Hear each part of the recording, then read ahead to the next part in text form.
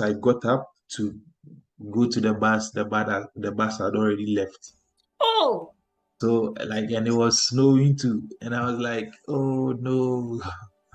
So when I got to like campus, I just went to the restroom. Like I was so sad. I started like crying. I was like, oh God, it was hard.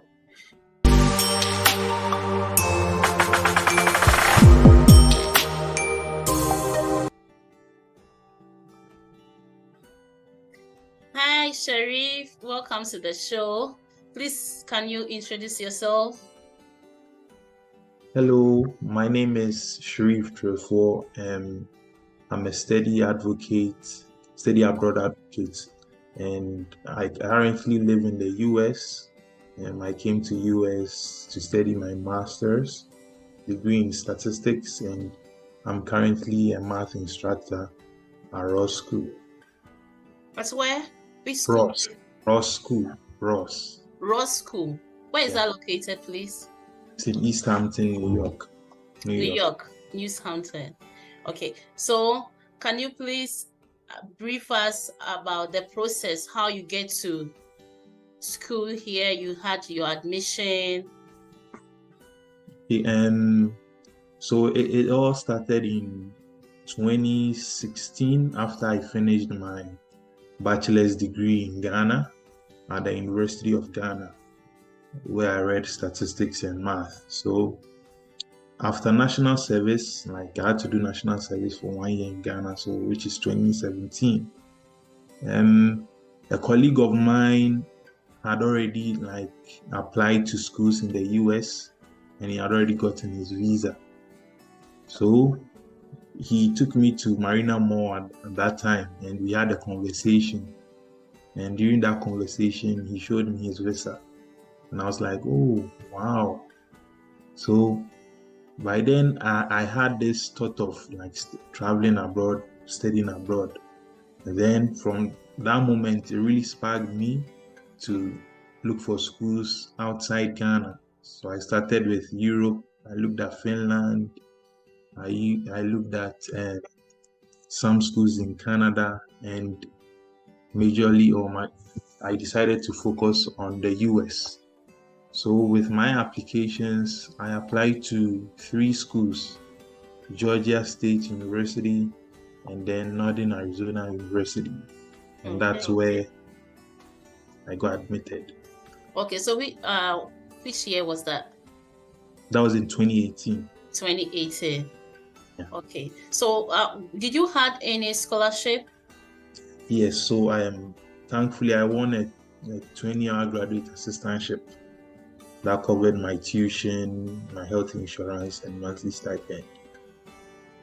Okay, so what were your experience before you left Ghana? Can you share? It was tough. It was really tough. I remember at a point I wanted to even burn my certificate. Yeah, because like I had first class, and I was like, I'm not getting a job. I'm not getting even the chance to even travel abroad. Like, and the reason why I was a bit depressed, because it's not easy. Like, even when I was doing national service, like the monthly allowances didn't come, so it was really tough. And then I had to like keep trying. I had to keep persevering, because it was hard. Trust me, it was hard. There were so many thoughts running in my head, because I had to sometimes lock myself in the room for like a week. Wow. Yeah. Very so down. Yeah. Yeah, I can imagine. So with the schools, why did you select this particular 3 schools, like the Northern Arizona and the rest? Okay. Why did you select those 3? So the first 3 were recommendations from my friends. The Georgia State was the guy who showed me his visa. Northern Arizona was a friend. He also attended Georgia State University. He was like one of my close friends in high school. So he said, oh, Sherrif, there's this school in Arizona that gives like funding to like math and statistics students, and he told me to apply, and Wow. I decided to apply, and the rest is history. Yeah. If you are watching this program, please subscribe to the channel, like, and follow the page. So what was the feelings like when you had the schools? So I initially got admission before January 15th, and then I emailed the school that I didn't apply for admission only. I applied for admission and like scholarship, and they were like, "You need to be patient. We make scholarship decisions March 15th." So during that time, I was just waiting for an email because I had first gotten rejected for Georgia State University. And then on one Easter Monday, 2018, it was like around April 3rd, 2018, I was just sitting in my hall and I got an email. Congratulations. I didn't even read the rest. Like, I started screaming because I knew it was something good. I can imagine. Yeah. Getting the lead to apply to different schools to help a lot. And thanks for sharing that. So how did you prepare when you were trying to move to the US? How was the transition like to a foreign land? Yeah, so it was hard because when I was in Ghana and reaching out to people here, like in the US, like sometimes due to the time difference, when you text, like they don't reply, and you were like, you need this information now. So it was a bit challenging. And like in terms of paying my service fee, like you had to look for people because at that time it was $200. And if that person was not willing to send money in Ghana at that moment, it means you'd have to convince the person to like pay that fee for you. Yeah. And even looking for an apartment. I remember when I got the school, I got the funding, I was in a rush because I was looking for apartments, and even before I'd already gone, even before I went for my visa interview. So there was a friend who said like I should be patient. Let me get the visa first before I look for an apartment. So it was like I was in a rush because I wanted to leave Ghana because I was really, really struggling. Like it was hard. So where were your family at that time? Yeah, my mom was in the US. She's in the US. Okay. And my dad he's also like in Germany. But like my mom and dad are separated, so it was like being with a single mom, and it was hard because I was like living alone. So living with my sister and my cousins, and like I had to cope on myself, like be a man, be a woman at the same time. Like wow. Yeah, it was hard. Yeah. Could you share some of the memorable experiences from your initial day in the country, in your in the US? Do you want to share? Yes. Okay. So I remember when I got to US first, when we were going for class, we normally I bought a bicycle which I had to ride. But one day it was snowing, so I decided to take the bus. And it snowed and it was really, really like slippery. So I was running to chase the bus and I slipped. And then I fell. Wow. And then there were a group of like people standing there laughing at me.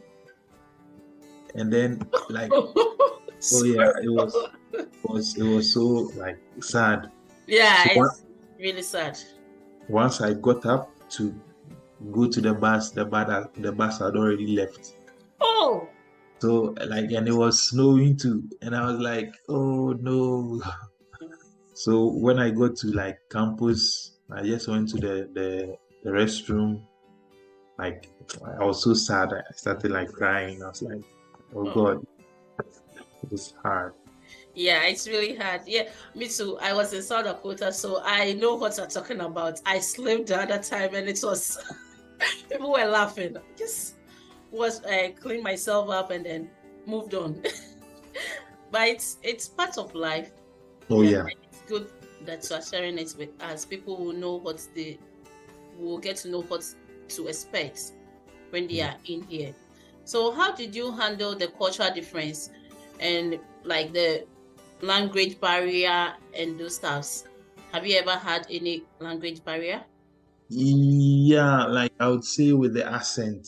Mm-hmm. At first, like you'd have to talk like twice or thrice before they understand. Mm-hmm. And it was hard, like because I was teaching. I went as a graduate teaching assistant. So I arrived at the school Wednesday, Monday. I was teaching students. I had to teach students like over 150 students. So I had to teach those like hard.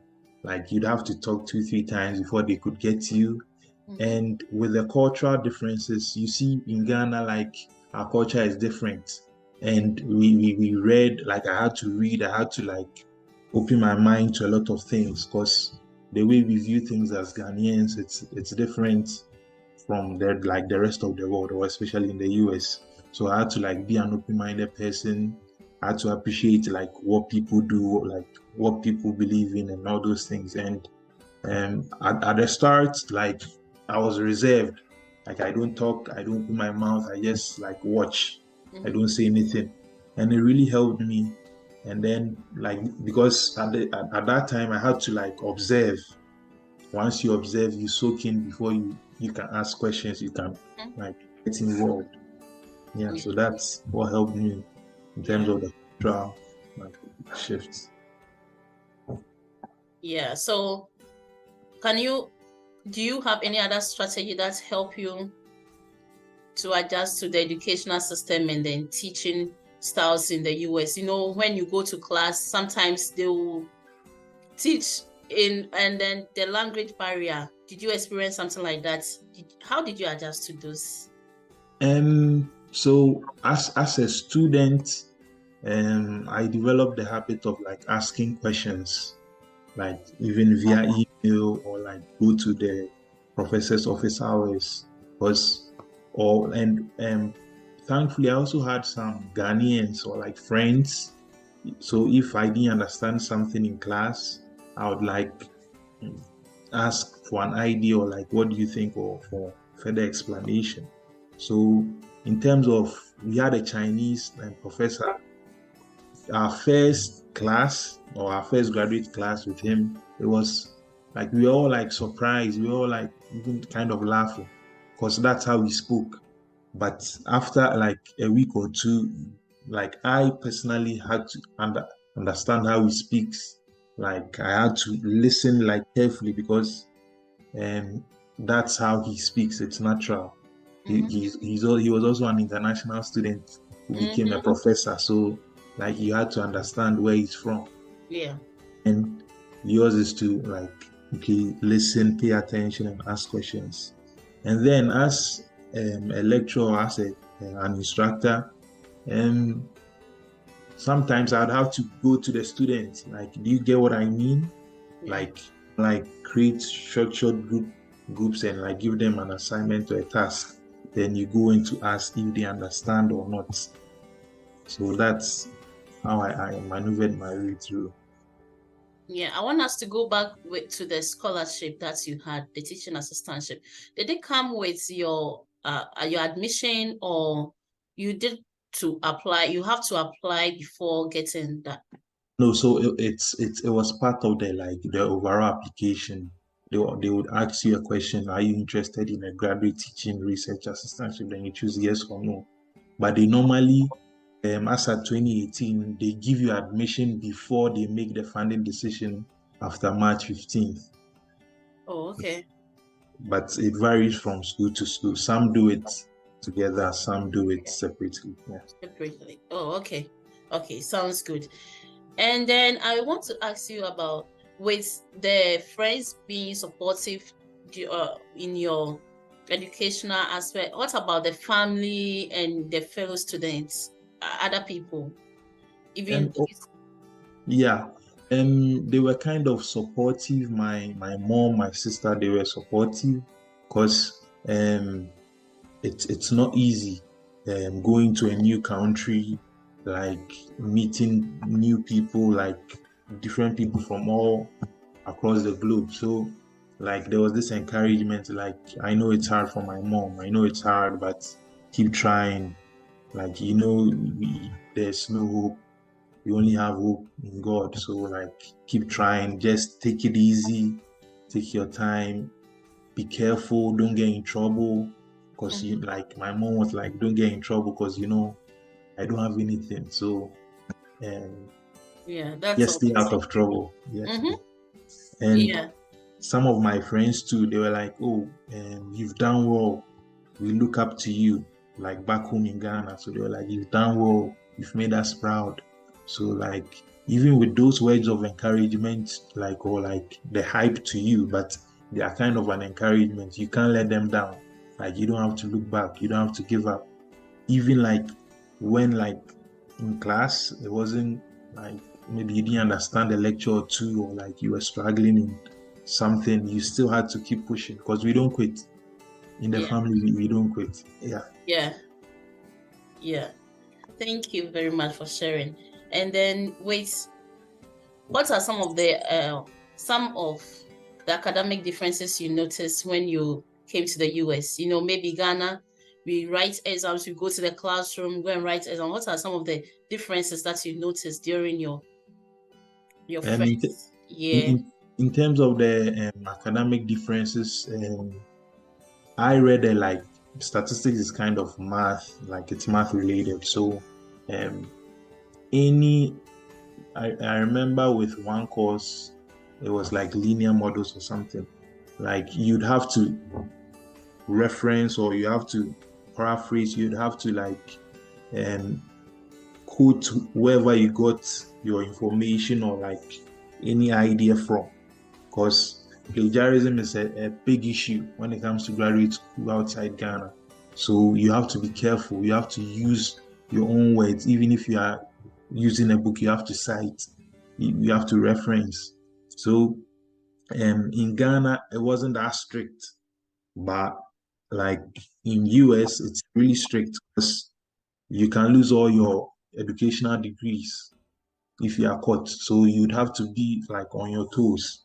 And um, though in Ghana I was there with IAs, we had IAs in Legon, and we had like final exams, but the assignments were like kind of people just others were looking on other people's assignment and those things. But here you'd have to do your own assignment. You have to understand because the assignments are building up towards your grade. And especially as a graduate teaching assistant, you need to maintain a GPA of 3.0 or else you are losing your funding. So like the pressure it's really there.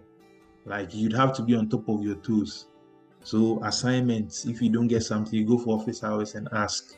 And maybe you read the book or like whatever resource that you get. So those were like kind of the differences. In Ghana, I didn't get like the books. I didn't even have a book. I had to borrow people's photocopy pamphlet and all those things. But here, like you could go to the library and get some of the resources. You could buy them online, and like you could go for office hours frequently. Has it in education in the US, has it impacted your personal growth and Oh development? yes, oh yes. If you could see me or in 2016, 2015, you will be surprised. You'll be like, wow, you've really grown. It has, and I hope like everyone or like majority of people experience like education outside Ghana, because those in the US, when we come from outside to study, they see us like they regard us really, really highly because it's not easy to learn yours because ours is rigorous. You'd have to memorize, you'd have to do a lot of things. But here, no, they don't memorize. We were given cheat sheets sometimes to make formula sheets and all those things. So it's kind of it's smooth a bit. Yeah. Can you share any situation whereby you moved out of your comfort zone to Yeah. navigate a particular challenges or something? Yeah. Okay. I remember during the summer of 2019. So normally in the summer you are not paid as a graduate teaching assistant. So you'd have to look for a campus-related job or an internship. So over the summer, I had to go and work with resident life, like services on campus. And we went to a particular room, so we had to like take out shelves, beds, and sometimes empty the dumpster and all those things. So I went to one particular room. It was my student's room, and everyone had entered except me because I was so shy. I was like, "This is my student who calls me professor, and I am now going to take her bed." So I was like, "I can't do this." But at the end of the day, I had to because it's part of my job.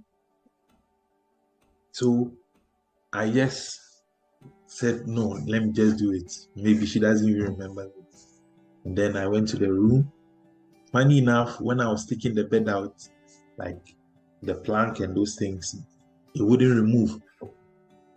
And it was like, it was so hard. And eventually, like the student saw me and he was like, oh, hi, professor. So I was like, oh no, I've really like messed up or something, but they understand. And it was really hard for me going from a teaching assistant or an instructor to being a resident life person because we had to do like in Ghana, like the difficult jobs. I had to paint, I had to, like you just mentioned it. Anything that resident life have to do. Like when people are moving to a new room, we have to do it.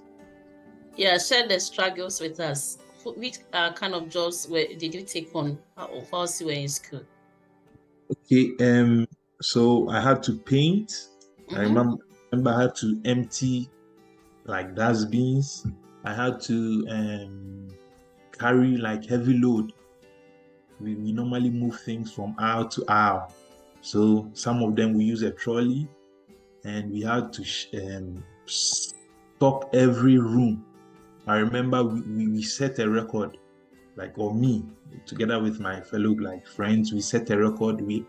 We filled a particular hall in Northern Arizona University with like mattresses in like 12 in like 8 hours. Yeah, 8 hours. Wow. And it was so like crazy. And with students moving in, like students students you've taught, it's hard. But if you don't do it, you're not getting your money.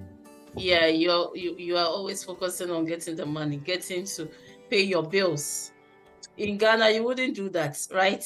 No, I won't. I won't. So taking you back to when you came in with finding accommodation, how did you go about it? So I was fortunate. There were Ghanaians in the school, and a group of ladies who were in a particular apartment. So they were leaving that apartment after a year. So they were looking for people to take over the apartment. And we guys had to take up the apartment. So it was kind of easy.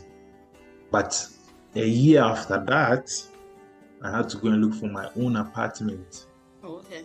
And although it was around, because my name was already in their system, so it wasn't that hard. But one thing that is difficult was the security deposit. People don't really know about that before they come into like the country or something. And some people don't even get the funds, so you'd have to definitely borrow from someone. Then when you are paid, you pay back. Yeah. Do you want to go into details about the security deposit? Oh yeah. So with the security deposit, I paid 380. Like since we were 5, it was 380 per person. So after a year, I didn't get that exact amount back because the apartment people said they have to clean the carpet or change the carpets. And one of the blinds were broken, so they had to replace it. So eventually I got back like $100. And I was Yeah. like, these people are cheats, but it's part Yeah. of Yeah, this. the security deposit. I want to say that the security deposit is it's some kind of money that you pay when you come in, like you are looking for an apartment to rent. You have to have your security deposit plus your first rent money, and sometimes the security deposits are not refundable. For Yeah. me, when I was coming in here with my husband, our security deposit was not refunded to us. They took everything. It was even $600 plus our down payment. So it was, we paid twice the rent when we were moving in. So Wow. yes, yeah, That's that's and that's we so didn't get it back. wow. Oh, sorry to hear. Yeah, You can't even like if you like try to argue or fight for your money, they won't even mind you. Like yeah, they'll we just didn't tell you it's in the argue. contract. Even though it was in the contract that they will be giving it to us, they said we broke the lease or something. So Oh, we decide didn't to go on. yeah decide to go on to fight for the money. So yes, this is the US. In Ghana, we don't have something like security deposits, right? I think they've some like landlords have started introducing that The security deposit. somehow. Some landlords, especially those who live in the US and they've built their houses in Ghana, In they are doing Ghana, that. they are doing that. Yeah. Why are we not taking the good aspect of America to Ghana, but taking the struggle aspect to Ghana? It's Hmm. something that we need to discuss. To really discuss. Yeah. So, how do you manage homesickness when you are here? Sometimes do you miss Ghana? Do you miss our culture or something? Oh yes, I used to miss like the food, and I still do. Like going to a restaurant like Choba to eat, like talk with friends, and sometimes watch soccer games, like play the way we play. But in Ghana, it's different here. Like you could make noise, scream, but here you'd have to be careful, like because you don't disturb your neighbor or like something.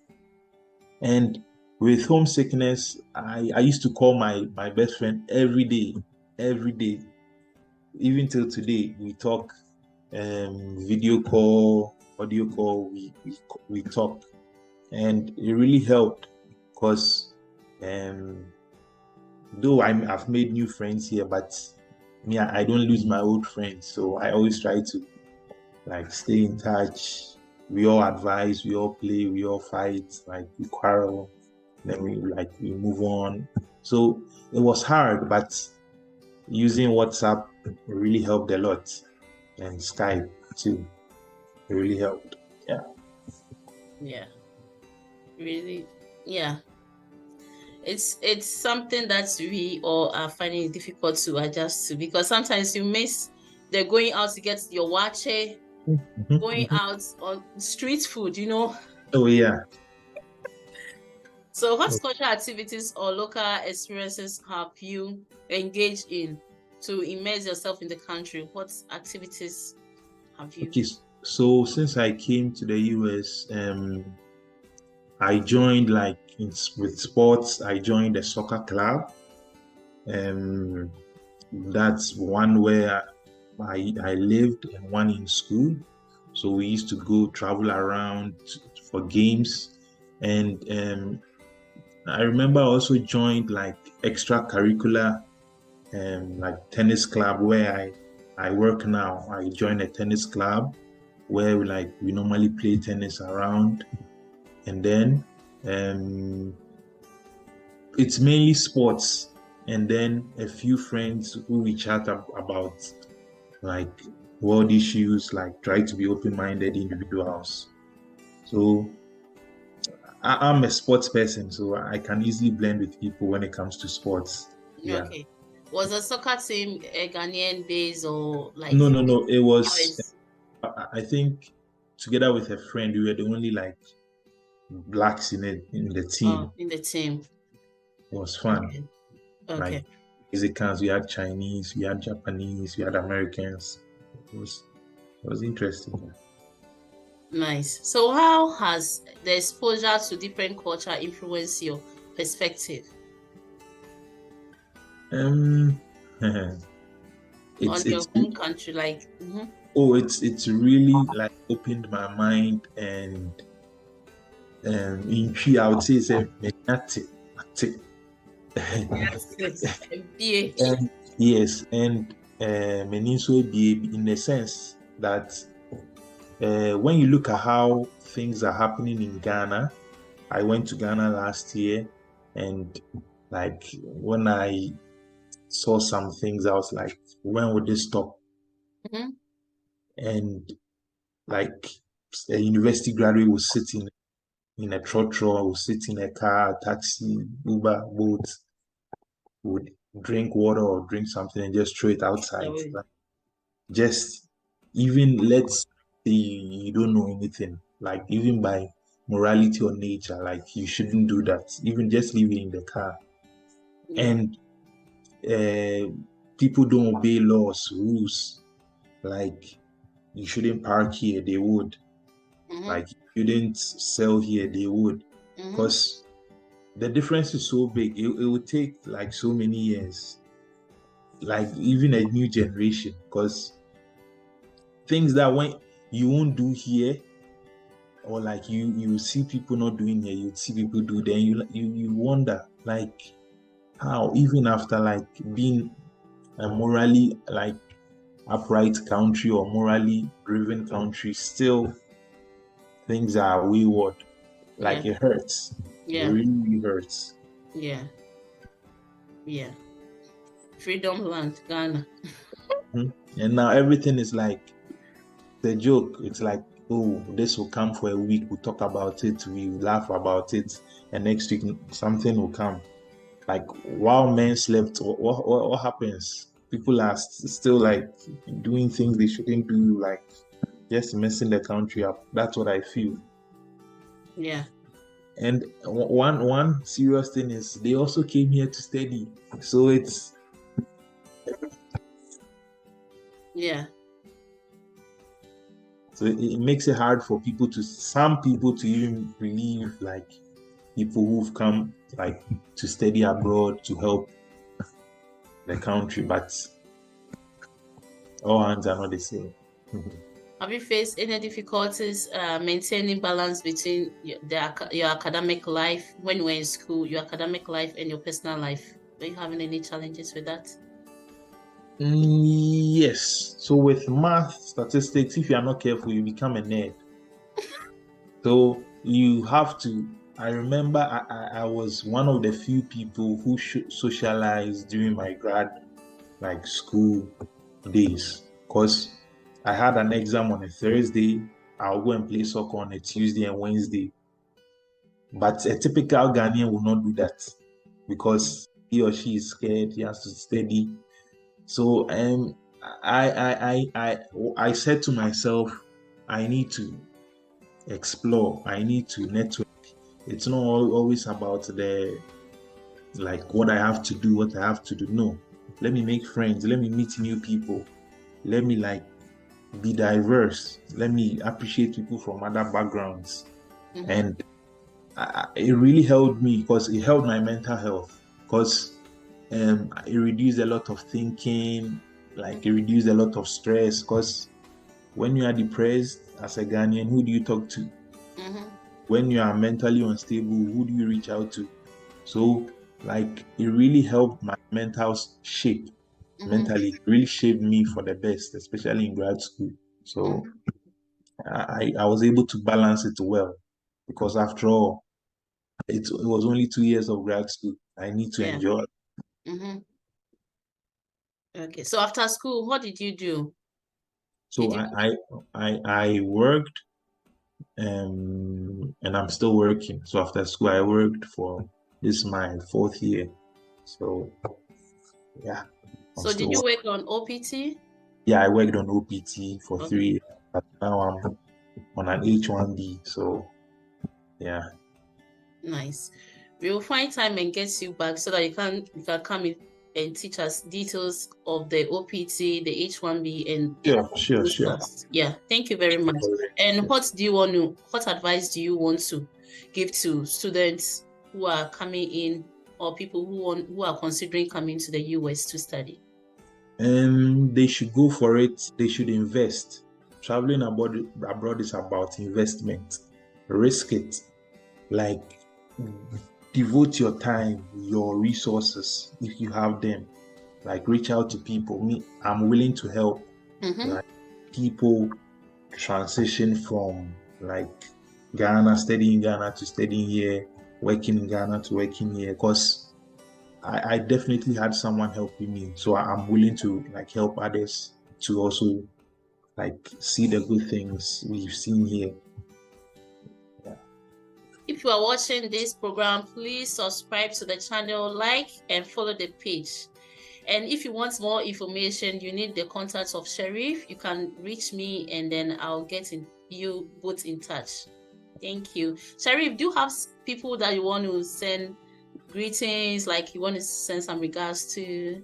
Oh yeah. So first, I'll greet my wife, Annabelle Akwa, my love, and I'll greet my best friend George Kwanzaa, and I'll extend my greetings to Bernard.